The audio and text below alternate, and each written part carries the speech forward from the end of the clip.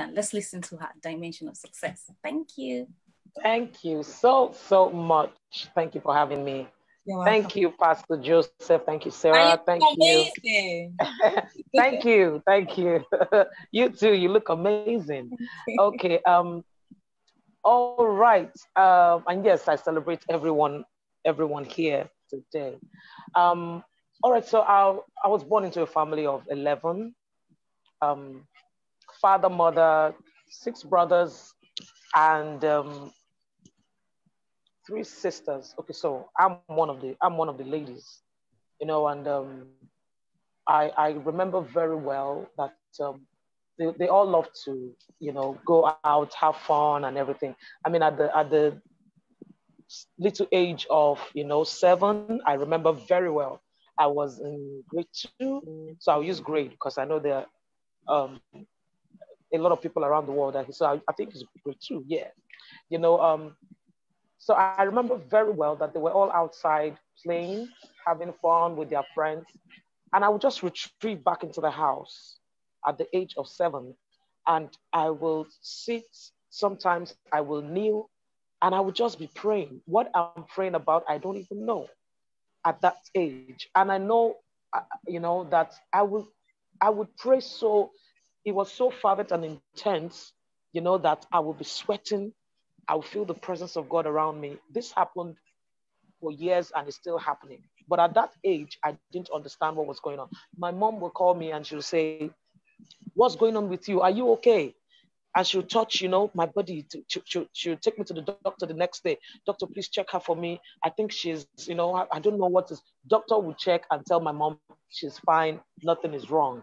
At some point, my mom took me to, I don't know what to call them now. So these people are into herbs and all of it. And she'll tell them, "Please check her for me. I don't think she is fine." Then one day, my father called me and he prayed with me. And he said, "There's this light around me." And he knows that this light, he said, "This light, I see it far away. I cannot tell where it's going to end. I can't even see the end of this light." That was what my father told me. I think I was about 11 at that time. And of course, I gave my life to Christ at age, I understood it at age 12. And we would love to sing at home. And then I joined the choir, started serving in this present house at that time with Pastor Tony. Before this present house was Freedom Hall, so church was split into 3 different branches. And of course, I would lead worship in my little corner, lead the church in worship, and people would be like, "Oh, this girl is a minister, she's this and she's that," and I would just do what I would do because I love to sing, but I would have visions of seeing myself in bigger stages singing. I would see myself, leading people to Christ. I would see myself worshiping fervently, and I would jump up and wake up and tell my mom, she would tell you, of course she sings, my dad plays the guitar. So my dad said one day to me, said, "I always just take everything you tell me, I take it back to God to ask him, what is this girl talks about every time? Because my dreams are always, ministering to people. I mean, I'm ministering and lives are changing. I'm ministering and things are happening." And my father said one of those days he had to go back to God and say, "Who is this child? You gave me 9. I've just been having children and having children. What is this one? What?" Yeah, he said he's just been having children. And I mean, my mom is 60 now with 10 grandchildren. So you can imagine she started having children at 15. Yeah, yes. So they just kept having. Now I'm just asking them, hey, we will not do that type that you put, please, because they are like, "Oh, you guys, have children." He said he had to go to God one of those days and say, "Who is this child?" He said, and God showed him a vision. And before he left, before he passed on, he told me, he said, "I see you singing with the angels in heaven." So my story is one that started roughly. Before this time, I will go for rehearsal where I served in this church, the initial where I first started serving. I served in this church for 12 years, and I led worship for 12 years. There was no break, no time. Yes, I led worship every Sunday, every Wednesday, every Friday for 12 years. And of course, we have rehearsal, days, So initially, it will be for 8 years, it will be that my pastor is assembling everybody together, but the music team, the pastors, everybody must meet 6:30 a.m. in the morning. And you can't say you're not coming. My pastor is at the gate waiting for everybody. When the last person comes in at 7 o'clock, he shuts the gate. You must be disciplined. If you're not disciplined, you can't be on this boat. Better just start going back home. For 8 years, we're praying for 6 hours every day. I mean, I'm in the music team. What do I have, with prayer? And he built us, for years. So I always tell people, I say, oh, I sing more than I pray more than I sing. Because the prayer altar is my bed, where my music sits on, yes, it's wonderful to have a wonderful voice and all of it. So it's been this journey. At some point, when I joined this church, my father would say, oh, what's rehearsal and all of that? Oh, you need to go to school. But I'm like, I'm saying I'm in school. He said, no, I don't want you to drift. I don't want you to, you must, get your papers and everything right. And just stay in school first. Forget about this music. I'm saying, Daddy, I sense the call of God upon my life. I sense God saying this. I said at that time, I think I was 14. So there was this plenty of arguments in the house. My mom would say no, my father. So we had this, we had a lot of flowers in front of our house. Some huge, some, long, some small, beautiful flowers in front of the house. When you're coming in, you love to want to see, what the building looks like. But you see, all the years my father would complain, don't go for rehearsal. By the time I go out for rehearsal and get back home, they are waiting for me with a branch of the flower to beat me up. Didn't I tell you not to go for that rehearsal? While my mom is beating on the left, my father is beating me on the right. That was how the flower, there was no more flower in front of our house. You understand? And people are like, what happened to the flower? I've been beating all manner. Is it plank? Is it wood? Is it ruler? Is it anything they find? They are using it on me. You must go to school. We don't understand this one. You are saying it's calling. I don't understand. Are you going to eat with this? What are you going to do? We don't want this. I'm like, oh God, I see this thing. I understand it. It's burning in my heart. Where is it written in scripture that you are going to? No. We gave birth to you. We know who you are before, of course, before God showed him, because there was too much fight. At some point, they'll lock me out. We've told you to stop this music. So you're not coming to the house today. They'll be so angry, they'll forget me outside and leave me there till the next day. No, you're not coming to the house. Of course. So no food, no lunch, no dinner. And one of those days, they were so angry with me. It was a Saturday till a Sunday. Yes, also let me know my timing. You can just, let me know how. So yeah, it was a Saturday. So in the afternoon, 12 o'clock is always rehearsal. Went to church for rehearsal. Got back, of course, on my way, I've had to, NEPA would deal with us. I was born, I don't know if anybody knows Ajegule. I was born in Ajegule. I don't look like it anymore, but I was born in correct Ajegule. Hello.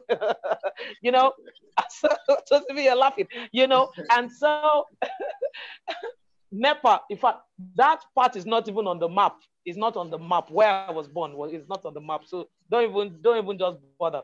So, I was on my way back from that particular rehearsal. I had to, press my clothes, like iron them at a friend's place. Immediately I finished, of course, you have these malams who used to polish our shoes then. Guy, they will polish the shoe. They finished polishing the shoe. I got my clothes ironed. I was ready for service the next day. I was going to be leading worship that day. I was fired up to lead worship. I got home. My father had visitors. Of course, they pounced on me again in front of the visitors. We told you, this child, you cannot sing. No music. No this. No that. They beat me in front of the visitor very well and threw me out again. They forgot me, of course. I saw them leading the visitor out. I begged my daddy, can I come in? He said, no, stay there, serve your punishment. Do you know, I slept outside that day. 5 a.m. the next morning, I took the same bag. I didn't come inside the house, remember. I took the same bag and I was on my way to church. Now, on going to church, of course, I had to trek to church. Now, getting to the middle of the road, I needed to clean myself because, of course, I didn't have a bath. I didn't stay in the house. and I needed to change and all of it. My church is big enough, but of course, no bathroom where you can have a shower.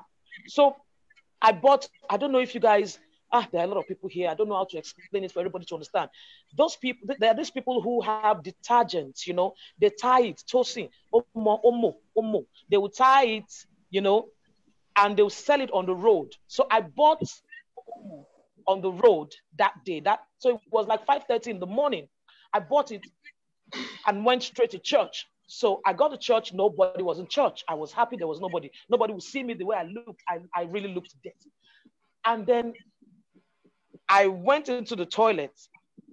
The water wasn't running. The tap wasn't running. This is very funny. Some of the things that I've been through. I had to go into the bathroom, into where we have to, do the major. I flushed it. I looked into it. First of all, there was water. I flushed it and water was coming out. I took the water that was coming out of it quickly, put a little soap, washed my face. That was how I got ready for service that day. And trust me, the praise worship, it was powerful. Everybody would be like, oh, wow, this is powerful. So I went through that stage for so many years, but people did not even know that was what this lady was going through. When they said no singing, no, I stayed in the choir. I ministered in the choir for so many years. Visions were seen, prophecies were spoken, hanging over my life, for so many years. And I just kept going. I just kept serving. I just kept trusting. And I just kept believing. At the age of 16, 17, I was already doing music professionally. They would call me, the churches that were calling me, I don't even know how they even got to hear my name. But of course, I know that where I was also helped, because the choir members there, they had different, they came from different, denominations. And they'll tell you, oh, this one, they want to see you minister. So I started going out to minister since the age of 16. At some point, in fact, it was just about, say, maybe 7, 8 years back, my mom started looking at me like, oh, is this what you were saying? I'm so sorry. I didn't know this is what you were saying. And God started speaking to me, how the person you've rejected becomes the cornerstone, how God just turns your story around and makes everybody see the light, that he's talking about. So it's been a rough journey, you understand? But God has just, from that, serving in different choirs, becoming a music director in another church for another 6 years, and then serving as a worship director and pastor in, other churches. And this is what they will tell you. Please, can you, just the same way you were listening to Stay Within the Flow, that is how I worship in my secret place. And that day I heard God say to me, in my closet, and I heard God say to me, listen, what you are doing right now, put it on a CD for people, to be blessed by it. And I just went, I stopped the prayer immediately. And I went, put tongues in a CD and sell. How do I start selling tongues? If I want to share it with my producer then, he was like, no, forget it. Sell tongues. How? Where? In which country? This Nigeria. No, we cannot sell tongues. We don't know. In fact, that was like my first album coming out. And he just said, no, you cannot sell tongues. I said, this is what God is saying that I should do. And by the time we did it, people were like, this is what they've been waiting for. If I hear people tell me when they're driving, they play it and they feel like they want to just rapture. I just tell them, please don't rapture yet. So please, people, just, it's been testimonies upon testimonies upon testimonies. Wow. How, testimonies upon testimonies. So this is the journey for me. And of course, many more. What you've gone through in over 27 years, we can't say everything, in 15 minutes, but it's been challenging. It's been awesome. So yes. And of course, had from my secret place where I just take time to just pray, to fast and seek the face of God. God has given me ministries, birth ministries from, the secret place, because that is all I do. I just take time, stay. You know how the Bible says, he that dwells in the secret place, not he who visits. You dwell there. That's your location. I've birth ministries like Mentors Moment, where God has told me, mentor the younger ones, close that gap, and let them understand my heartbeat, and then mentor women from your own experience. Mentor women. It's been awesome. Wow. And we are so blessed to listen to this story. You. Once again, you captured it so well when you said, 27 years you've been on this journey, and you can't just capture all in 15 minutes. But I assure you that we've really learned, and I'm still learning, just remembering some of the things that you said. I just like to mention some things, just like 3 keywords. The first thing you said is vision. Say that again. Vision is not vision that is abstract. That's right. You said, I will see myself. It's powerful. We need to come to that place where we see. Because until you see for your own self, nobody can really capture the essence of you